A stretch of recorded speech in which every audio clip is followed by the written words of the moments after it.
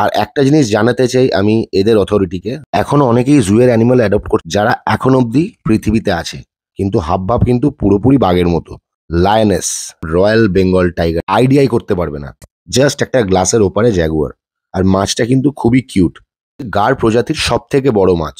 দেখে কতটা ভালো মনে হচ্ছে আমি জানি না। লেপোরিনাস, পাকু কিন্তু 10 টাকা 20 টাকা করে অ্যাকোয়ারিয়ামের পয়সা তোলা হচ্ছে। এদেরকে একটু ভালোভাবে রাখলে দেখতেও ভালো লাগে, আর এরাও ভালোভাবে থাকতে পারে। তো আজকে চলো আমরা ঘুরে আসি কলকাতা আলিপুর জু, যেটার আরেক নাম হচ্ছে আলিপুর জুওলজিক্যাল গার্ডেন। এখানে প্রবেশ করতে গেলে তোমাদেরকে যে টিকিটটা কাটতে হবে, বাচ্চাদের জন্য 20 টাকা আর বড়দের জন্য 50 টাকা। তো টিকিট কাউন্টার এখানে প্রচুর আছে চারিপাশে। তোমরা যেখানে সুবিধা মতো হবে তোমরা ওখান থেকে টিকিট কেটে ভেতরে ঢুকে পড়ো। আলিপুর জুয়ের টাইমিং হচ্ছে সকাল 9টা থেকে বিকেল 5টা। তো তোমরা এখানে ঢুকে একটা ম্যাপ দেখতে পারবে, যেটা আলিপুর জুয়ের ফুল ডিটেলস তোমাদের দিয়ে দেবে যে তোমরা কোথা থেকে শুরু করবে সব জন্তু জানোয়ার দেখা। এই বছরেই আমাদের কলকাতা আলিপুর জু 150 বছরে পা দিল, আর তার জন্য চিড়িয়াখানাটা দারুণভাবে সাজানো হয়েছে। সত্যিই দেখে খুব ভালো লাগছে। আর অনেক জন্তু জানোয়ার আনা হয়েছে এখানে রাখার জন্য। এখনো অনেকেই জুয়ের অ্যানিমাল অ্যাডপ্ট করছে তাদের সুন্দর মেনটেনেন্সের জন্য। তো এখানেই অ্যাডপশন নাম্বার দেওয়া আছে, তোমরা দেখতে পারবে। আর এই দেখো চলে আসলাম আমরা পাখির খাঁচায়, যেখানে অনেক রকমের পাখি আছে। অনেক রকমের, তোমরা জাস্ট দেখে নাও কি সুন্দর লাগবে তোমাদের। জাস্ট ঢোকার পরেই তোমরা দেখতে পারবে একটা বিশাল আকারের খাঁচা, যার মধ্যে অনেক রকমের পাখি, যার মধ্যে আছে পেন্টেড স্ট্রোক, রোজি পেলিকান, এরকম প্রচুর প্রজাতির পাখি আছে। এদেরকে দেখতে খুবই সুন্দর। তার পাশের খাঁচাতেই ছিল ক্রাউন্ড পিজিয়ন। তোমরা জাস্ট দেখে নাও মাথায় একটা মুকুটের মতো জিনিসটার জন্য কত সুন্দর লাগছে। তারপরেই আমরা এত ভিড় ঠেলে চলে গেলাম সামনের দিকে। আর এইখানেই আছে হচ্ছে ওয়াক ইন এভিয়ারি, যেটা নতুন করা হয়েছে। মানুষ এর ভেতর থেকে একটা টিউবের মধ্যে দিয়ে যাবে, আর পাখিরা সব খোলামেলা। তারপরেই দেখে নিলাম আমরা গ্রে প্যারট। কি সুন্দর দেখতে, তোমরা দেখে নাও সামনে থেকে।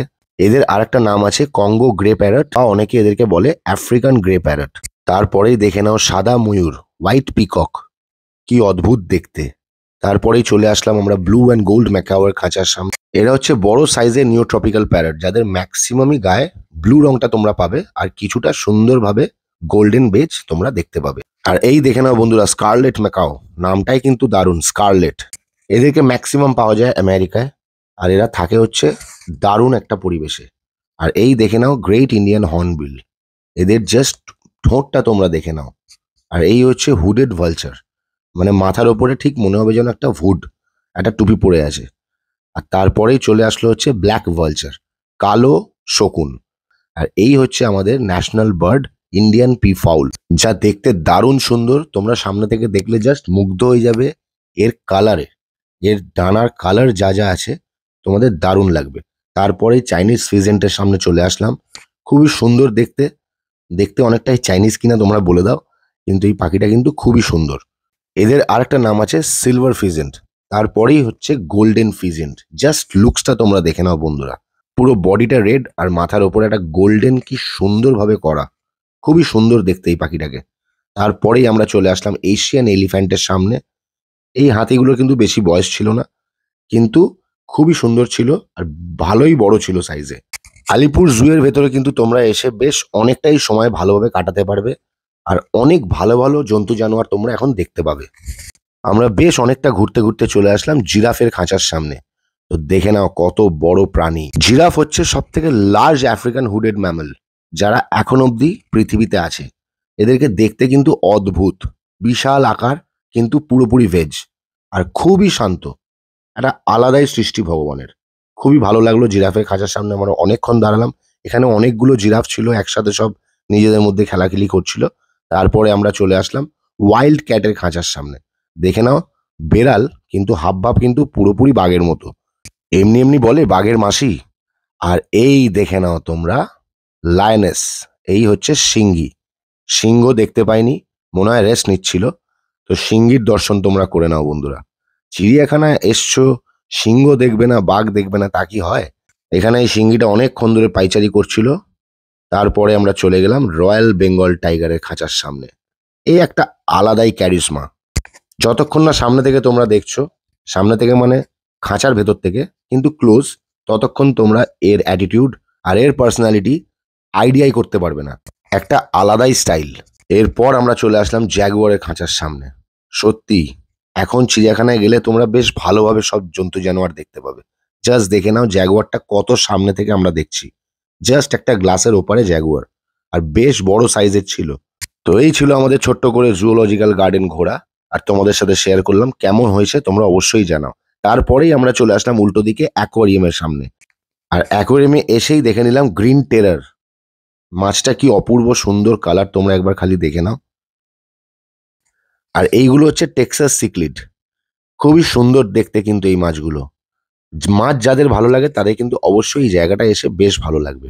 তারপরেই চলে আসলো সেভরাম, মাছগুলো খুবই কিউট আর বেশ বড় বড়। জানি না ভিডিওতে তোমাদের কেরম লাগছে, কিন্তু সামনে থেকে বেশ ভালোই সাইজ। এগুলো হচ্ছে সব মিক্সড সিক্লিড, অনেক রকমের সিক্লিড এখানে আছে, নানান রকম কালার। তারপরেই চলে আসলাম ব্লু আকারার সামনে, আর ব্লু আকারা নামেই আছে ব্লু।